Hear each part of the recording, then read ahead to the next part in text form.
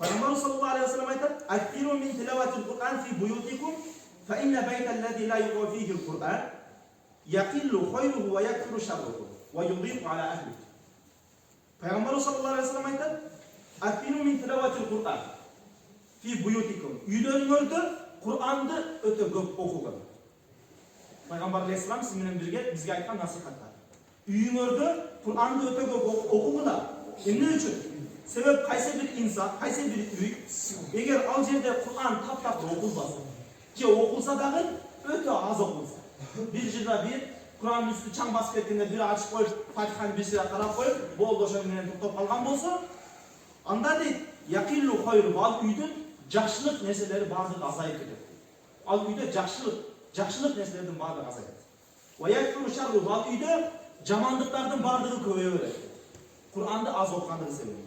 Ve yudîqu ala ehli, jana al üy, janağı üygülödögü insanlardan bardığına tarday sezilip olur. Tar boluplar, batpay kalır. Ağa menen ini, bir tuğan menen bir tuğan, ece menen singdi, je bolsam kelim menen awsun, je kelim menen kaynejesi batpay kalır. Ne üçün?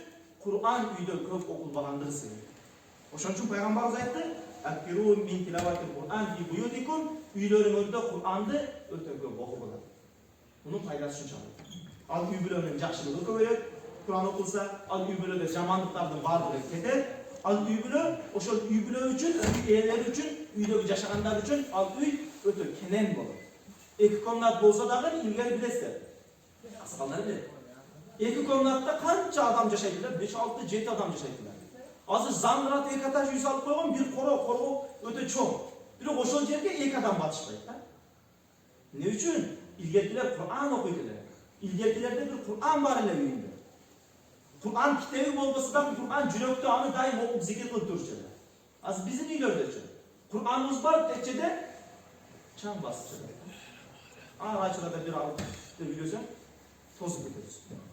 Bu ötürü bir yapmışsınız.